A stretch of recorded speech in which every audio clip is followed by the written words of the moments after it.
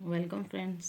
आज हम पढ़ने जा रहे हैं MPS 3 का चैप्टर नंबर 25, धार्मिक राजनीति का अर्थ एवं महत्व। आज हम ये टॉपिक पढ़ेंगे, धार्मिक राजनीति का अर्थ एवं महत्व। धार्मिक राजनीति का स्वरूप चुनाव में मतदान करने और प्रत्याशियों के चयन से स्पष्ट होता है। यह राजनीतिक उद्देश्य को अभिव्यक्त करने तथा राजनीतिक गतिविधियों को निर्धारित करने वाला तत्व भी है। हम धार्मिक राजनीति का अर्थ समझ रहे हैं और उसके महत्व के बारे में जानेंगे। तो इसके साथ ही यह राजनीतिक जागरण में सहायक तत्व भी है। राजनीतिक जागरण लाने के लिए एक सहायक तत्व भी है और राजनीतिक कार्य योजना की धार्मिक व्याख्या स्थापित करने में भी अपना योगदान पूर्ण रूप से देता है। एक बार रीड कीजिएगा आप, ये नेक्स्ट पढ़िएगा। फिर जब हमारे देश के लिए स्वतंत्रता आंदोलन शुरू हुए, उस समय लोगों को आकर्षित करने के लिए धर्म का ही उपयोग किया गया था। अतः आज यह लोगों को संगठित करने का आधार है। सभी राजनीतिक पार्टियां धर्म के आधार पर चुनाव में उतरती है और किसी पर्व के समय लोगों को जो अपील करती है, किसी भी होली, दिवाली, दशहरा, ईद, इन सभी पर्वों के बीच में जब ये लोगों से अपील करती है, बड़े बड़े होल्डिंग्स लगाती है, पोस्टर लगाती है, तो वह ज़्यादातर राजनीतिक अपील का भी रूप ले लेती है। हम सभी जानते हैं कि चुनाव के समय सभी राजनीतिक पार्टियां धार्मिक पर्व में धर्मों को भूलकर पूरी तैयारी के साथ जुट जाती है, क्योंकि उनका उद्देश्य सिर्फ और सिर्फ अपने चुनाव में जीत हासिल करने से है। वे सभी धर्म गुरुओं का सहारा लेते हैं, जैसे जय गुरुदेव एवं जामा मस्जिद के शाही इमाम अब्दुल्ला बुखारी की राजनीतिक शक्ति की आधारशिला अपने अपने धर्मों के अनुयायियों को, मतलब धर्मों को मानने वालों की संख्या को बढ़ाने पर जोर देती है। जहाँ भारत में चुनाव के समय ज़्यादातर नेता धर्मों की दलीलों के आधार पर वोट मांगते हैं। सभी राजनीतिक संस्थाएं वोट बटोरने के लिए पादरियों, इमामों, मठाधीशों, साधुओं के साथ साठगांठ करते हैं। हमारे देश भारत में बहुत से धर्म है। यहाँ धार्मिक विभिन्नताएं बहुत है। इसीलिए आज के समय में हमारे सामने यह प्रमुख मुद्दा है कि राजनीतिक एवं धर्म का क्या संबंध हो और हम भारत देश को कैसे धर्मनिरपेक्ष देश बनाए रखें। ये क्वेश्चन है कि राजनीति एवं धर्म का क्या संबंध हो और हम भारत देश को कैसे धर्मनिरपेक्ष देश बनाए रखें। स्वतंत्रता के आंदोलनों की शुरुआत के कुछ दशकों तक राजनीति में धर्म का स्वरूप अलग था, परंतु समय के साथ साथ यह बदलता गया। धीरे धीरे समाज एवं राजनीति ने धर्म को बहुत प्रभावित किया और 1990 के दशक से धर्म सरकार बनाने की प्रक्रिया को काफ़ी प्रभावित करता आया है। बात करते हैं भारतीय जनता पार्टी की, जिसने 1998 में केंद्र में सरकार बनाने के बाद भारतीय जनता पार्टी ने केंद्र में सरकार बनाने के बाद हिंदुत्व की राजनीति पर काफ़ी बल दिया और अपनी सरकार को मजबूत बनाया तथा पार्टी को प्रभावी बनाया। आज संवैधानिक आदर्श में राजनीति का और धर्म का जो संबंध है, उसने राष्ट्रवाद के प्रसार में एक अलग ही रूप धारण कर लिया है। परंतु यह बात साफ रूप से दिखाई देती है कि राष्ट्रीय राजनीति के कार्य करने के सिद्धांत के रूप में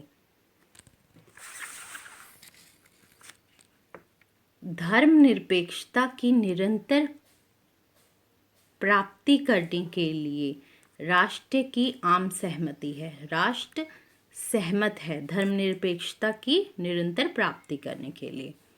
नेक्स्ट पढ़ेंगे, धार्मिक राजनीति में अलग अलग दृष्टिकोण हैं, विभिन्न सबके अलग अलग अपने अपने दृष्टिकोण हैं, तो उसके बारे में हम पढ़ेंगे। आज भी धर्म के नाम पर राजनीतिक पार्टियों को संचालित करने का प्रयास बहुत से नेता व दल करते हैं। राजनीति की विषय वस्तु किसी न किसी धर्म से या फिर धार्मिक समुदाय से निर्धारित होती है। यानी कि जो धर्म के नाम पे बहुत से नेता अपनी पार्टियों को चलाने की कोशिश करते हैं, और राजनीति की जो विषय वस्तु है वो किसी न किसी धर्म या फिर धार्मिक समुदाय से निर्धारित होती है। हिंदू महासभा, मुस्लिम लीग का संगठन आदि अपने अपने धर्म के लोगों को एकत्रित करके राजनीतिक का आधार बनाने का प्रयास करते हैं। किसका प्रयास करते हैं? लोगों को इकट्ठा करके, अपने अपने धर्मों को इकट्ठा करके राजनीति का आधार बनाने का प्रयास करते रहते हैं। परंतु राज्य की नीतियों और कानूनों का आधार कोई भी धर्म नहीं। राज्य किसी धर्म को नहीं मानता, उसकी नीतियाँ किसी धर्म को नहीं मानती, ना ही ऐसा हो सकता है। बल्कि जनता का कल्याण करना राज्य नीतियों का निर्माण जन कल्याण के लिए करता है। परंतु राज्य की नीतियों और कानूनों का आधार कोई धर्म नहीं है और ना ही कभी हो सकता है। बल्कि जो राज्य का कार्य क्या है? जनता का कल्याण करना। राज्य नीतियों का निर्माण जन कल्याण के लिए करता है। राज्य बिना किसी भेदभाव के सभी धर्मों के लोगों को राज्य की ओर से विभिन्न प्रकार की सभी सुविधाएं और सेवाएं समान रूप से उपलब्ध कराता है, बिना किसी भेदभाव के। परंतु हमारे देश भारत में राजनीति में धर्म का प्रभाव बहुत बढ़ता जा रहा है और राजनीति को गलत दिशा की ओर ले जा सकता है या ले जा रहा है। राजनीतिक पार्टियां धर्म का इस्तेमाल कर रही है। आज के समय में हमारे देश में धर्म कोई व्यक्तिगत विषय नहीं है और ना ही लोग उसका पालन मानसिक शांति के लिए कर रहे हैं, बल्कि जो पार्टियां हैं वो इसका इस्तेमाल कर रही है जनता में फूट डालने के लिए, उन्हें अलग अलग करने के लिए, उनमें भेदभाव उत्पन्न करने के लिए, अलग अलग धर्मों के लोगों के बीच दुश्मनी बढ़ाने और अपने राजनीतिक अस्तित्व को बनाए रखने के एक साधन के रूप में उपयोग कर रही है। कैसे उपयोग कर रही है? लोगों के बीच दुश्मनी बढ़ाने और अपने अस्तित्व को बनाए रखने के लिए, राजनीतिक अस्तित्व को बनाए रखने के लिए उसे एक साधन के रूप में उपयोग कर रही है। किसे? धर्म को। इससे देश की राजनीतिक एकता और स्थिरता को समय समय पर संकट का सामना करना पड़ता है। हिंदू मुस्लिम दंगे हो जाते हैं, झगड़े हो जाते हैं लोगों में आपस में धर्म के नाम पर। यह भारत के लोकतंत्र के मार्ग में बहुत बड़ी बाधा है। अतः भारतीय लोकतंत्र की सफलता के लिए यह बहुत ज़रूरी है कि धर्म को केवल व्यक्तिगत मामलों तक ही सीमित रखा जाए। गांधी जी सभी धर्मों को समान मानते थे। अब हम गांधी जी के विचार पढ़ेंगे धर्म से लेकर, जो उनके विचार है धर्म को लेकर, वो अब हम पढ़ेंगे। गांधी जी सभी धर्मों को समान मानते थे।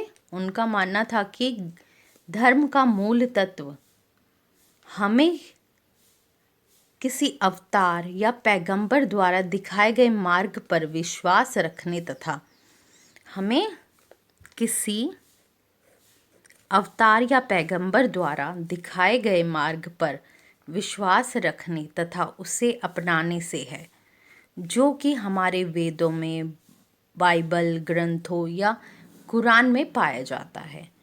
उसे हमें अलग अलग तरह से खोजना नहीं चाहिए।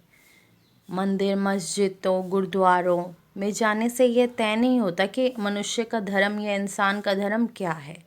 वह हमें मिलेगा सत्य की दोष रहित खोज में। मतलब हमें सत्य को अपनाना चाहिए, सत्य के मार्ग पर चलना चाहिए, जो हमारे मन और आत्मा को पवित्र करेगी और हमारे जीवन को पूर्ण रूप से परिवर्तित कर देगी। क्या? सत्य की खोज। गांधी जी सार्वभौमिक धर्म को राजनीति में लाना चाहते थे। सार्वभौमिक यानी कि विश्वव्यापी, जो विश्वव्यापी हो। धर्म, सभी धर्मों को एक मानते थे। वह कहते थे सभी धर्म एक है। राजनीति में ऐसे धर्म को लाना चाहते थे जो सर्वव्यापी हो, विश्वव्यापी हो। धर्म सत्य की खोज और अपने निर्माता यानी कि जिसने हमें बनाया है, अपने निर्माता को जानने की एक इच्छा है। गांधी जी का मानना था कि धर्म व्यक्ति को पवित्र बनाता है और उसे बाकी सृष्टि से एकात्मक मतलब समानता की अनुभूति, समानता का अनुभव कराने के लिए प्रेरित करता है। कौन? धर्म। धर्म व्यक्ति को पवित्र बनाता है और उसे बाकी सृष्टि से एकात्मक अनुभव कराने के लिए प्रेरित करता है। गांधी जी के विचार में मनुष्य के आत्मिक मूल्यों को राजनीति पर प्रभाव डालना चाहिए। वे कहते थे मनुष्य के जो आत्मिक मूल्य है उसे राजनीति पर प्रभाव डालना चाहिए, नहीं तो राजनीति बेरूप हो जाएगी, उसका कोई रूप नहीं बचेगा। राजनीति उनके अनुसार एक उदारक आस्थाओं का गठबंधन है। क्या है? गांधी जी के अनुसार राजनीति उदारक आस्थाओं का गठबंधन है। हिंदू धर्म में बहुत से लोग ऐसे भी थे जो धर्म एवं राजनीति में तालमेल यानी कि सहमति चाहते थे। जैसे सावरकर चाहते थे कि भारत में राजनीति हिंदुत्व से संबंधित होनी चाहिए, क्योंकि जो भारत है उसमें हिंदू लोग अधिक हैं, उनकी संख्या अधिक है। उनका सोचना था कि भारत की राजनीति के हिंदू दृष्टिकोण का आधार आत्मिक मूल्यों की जगह पर जाति, वंश क्रम, इतिहास, परंपरा तथा हिंदुओं की पुण्य भूमि यानी कि पवित्र स्थल हो के आधार पर होना चाहिए। परंतु स्वतंत्रता के लंबे संघर्ष की, जो स्वतंत्रता का लंबा संघर्ष चला है, उसकी सार्वभौमिक व्यापक प्रणाली, जो सार्वभौमिक व्यापक प्रणाली थी, बहुत बड़ी एक प्रणाली बनाई गई जो सार्वभौमिक है, जिसमें किसी अलग अलग धर्म के लिए जगह नहीं है। सार्वभौमिक धर्म की एक व्यापक प्रणाली में धर्मनिरपेक्षता एक अनिवार्य अंग बन गई। मतलब सभी धर्म एक है तो धर्मनिरपेक्षता एक अनिवार्य अंग बन गई कि हमें राजनीति में धर्मनिरपेक्षता रखनी है और सरकार इसी माध्यम से चलानी है। राज्य जो है वो धर्मनिरपेक्षता का पालन करेंगे और सभी नागरिकों से समान रूप से व्यवहार करेंगे। तो ये हमने पढ़ा है। आप इसे 1 या 2 बार ज़रूर सुनिएगा, तभी आपको ये अच्छी तरह से लर्न होगा, आप इसे समझ सकेंगे।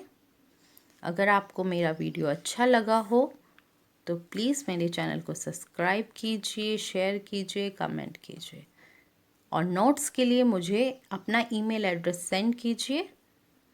Thank you friends for watching my video. देखते रहे मेरे आने वाले वीडियोज़ को।